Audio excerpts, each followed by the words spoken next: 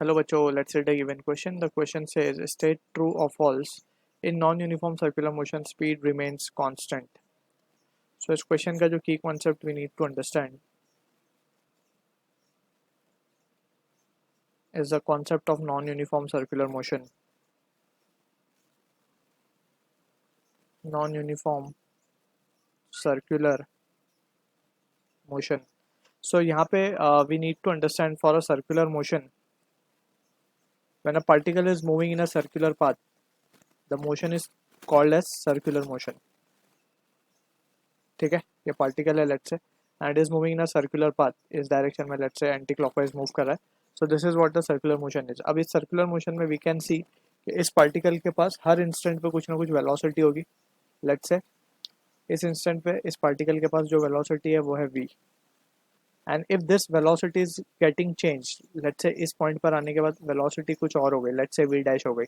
इस पॉइंट पर आने के बाद वेलोसिटी कुछ और हो गई, let's say v double dash हो गई.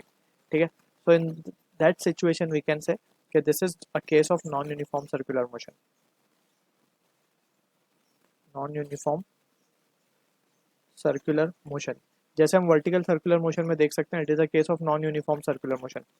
हर पॉइंट पे वेलोसिटीज की अलग अलग है. ठीक है ना, अगर सेम वेलोसिटी होती हर जगह v होती तो वी वुड हैव सेड कि ये यूनिफॉर्म सर्कुलर मोशन का केस है, but this is the case of non uniform circular motion. तो इसमें बोला गया in non uniform circular motion speed remains constant, so that is false. हर जगह स्पीड जो है, ऑल द डायरेक्शन चेंज हो रही है, ठीक है ना, बट उसके साथ साथ उसकी स्पीड भी चेंज हो रही है. That is what important thing is. Velocity का जैसे हमने यहाँ पे लिखा वेलोसिटी, वेलोसिटी बेसिकली कैसी कंपोनेंट है, velocity is a vector component. तो वेक्टर के पास दो चीजें हैं, magnitude and we have direction.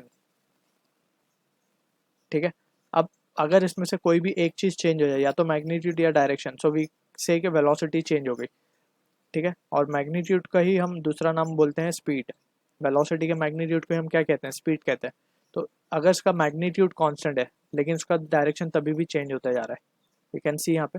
ठीक है, तो यहाँ पे अगर वेलोसिटी स्पीड कांस्टेंट होगी, दैट मीन्स वेलोसिटी का मैग्नीट्यूड अगर कांस्टेंट है, सो ये यूनिफॉर्म सर्कुलर मोशन का केस होगा. Otherwise it is a case of non uniform circular motion.